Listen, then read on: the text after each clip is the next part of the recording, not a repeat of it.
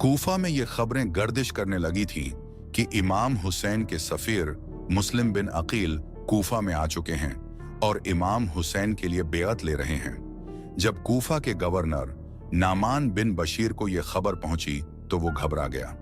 उसने जामे मस्जिद में मंबर पर चढ़कर लोगों को मुखातब किया। ऐ बंदेगाने खुदा, खुदा से डरो और फितना फसाद बर्पा ना करो। कहीं ऐसा ना हो कि यह मामला कत्ल व खूनरेजी और लूटमार का सबब बने। जो मुझसे जंग नहीं करेगा, मैं भी उससे जंग नहीं करूंगा। अगर तुम सुकून के साथ रहोगे तो मैं तुम्हें परेशान नहीं करूंगा, किसी इल्जाम पर किसी को सजा ना दूंगा। लेकिन अगर तुमने खुरूज किया और हाकिम वक्त की बेअत को तोड़ा, कसम बखुदा मैं तलवार बेनयाम करके तुमसे जंग करूंगा, फिर कभी तुम्हें माफ ना करूंगा। मुझे उम्मीद है कि तुम हकीकत शनास हो और फितना फसाद से बचोगे। उसका लहजा कमजोर और बदन लर्जा था।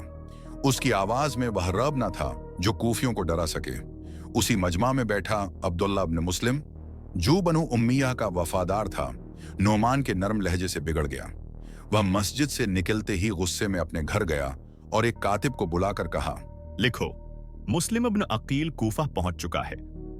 हुसैन बिन अली के हामी उसकी बैगत कर रहे हैं और उनकी तादाद दिन ब दिन बढ़ रही है। अगर आपको कूफा अजीज है तो फौरन किसी ताकतवर आदमी को यहां भेजें जो आपकी हुकूमत को मजबूत करे और आपके दुश्मनों को उनके अंजाम तक पहुंचाए। नोमान बिन बशीर एक कमजोर और सुस्त आदमी है। इस खत के साथ ही कूफा के दूसरे उमवी हामी भी सरगर्म हो गए। उमरू बिन वलीद बिन उत्बा और मुअम्मर बिन साद बिन अबी वक्कास ने भी यजीद के नाम खतूत रवाना किए। अब कूफा दो हिस्सों में बढ़ चुका था। एक तरफ हजारों का जोश हुसैन के नाम की लब्बैक और दूसरी तरफ चंद साजिशी जो दमिश्क के दरबार को खत पर खत लिख रहे थे। यजीद तक ये खबरें पहुंच चुकी थीं और उसने फैसला कर लिया कि अब कूफा को एक खूनख्वार हाकिम की जरूरत है। दिमश्क की रात हमेशा की तरह रंगीन थी। साज, शराब और रक्स की महफिलें जारी थीं, मगर साथ ही वहां साजिश छाई हुई थी। यजीद अपने दरबार में तख्त पर नीम दराज था। सामने जाम रखा था और साथ बैठा था उसका राजदार मुशीर सरजुन। सुना है हुसैन आपके हाथ नहीं आया? हाँ, वह बचकर निकल गया और ये सब वलीद की कमजोरी का नतीजा है। मैंने साफ कहा था कि हुसैन का सर हर कीमत पर मुझे चाहिए, मगर उसने नरमी दिखाई। तो फिर क्या सोचा आपने? सोचना क्या है, फिलहाल वलीद को माजूल करता हूं। उसने मेरे हुक्म की वक़्त नहीं रखी। मुझे खबर मिली है कि हुसैन ने अपने चचाजाद मुस्लिम बिन अकील को कोफा भेज दिया है। लोग उसके हाथ पर बेअत कर रहे हैं और नोमान बिन बशीर का रद्द-ए-अमल बस खामोशी और कमजोरी है।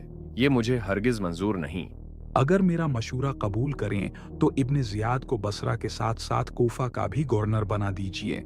हालात यही कहती हैं और वैसे भी आपके वालिद मुआविया ने अपनी जिंदगी में यही तजवीज दी थी। उनकी एक तहरीरी वसीयत नामा भी मौजूद है जो आज भी मेरे पास रखा है। ये सुनकर यजीद के चेहरे पर मुस्कुराहट उभरी। उसी वक्त यजीद ने कलम मंगवाया और इब्न जियाद के नाम फरमान लिखवाया। कूफा के लोगों ने मुझे खबर भेजी है कि मुस्लिम बिन अकील वहां आ चुका है और हुसैन बिन अली के लिए बेअत ले रहा है।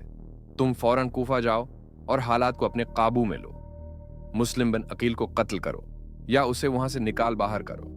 अब से बसरा के साथ कोफा भी तुम्हारे जेर हुक्म है। ये फरमान मोहर बंद करके रवाना किया गया। इब्न जियाद के लिए ये मौके इक्तिदार की चाबी था, मगर कोफा के लिए ये फरमान तबाही का पैगाम था। कोफा की गलियों में खौफ का साया गहरा होने वाला था। एक तरफ हुसैन के चाहने वाले जो हर दिन बियत की सफों में शामिल हो रहे थे और दूसरी तरफ इब्न जियाद जैसे खूनख्वार हाकिम का कदम उठने वाला था। लोग बेचैनी में गिरफ्तार थे। किसका साथ दें, हक का अलम उठाने वाले का या शाही तख्त पर बैठे यजीद का?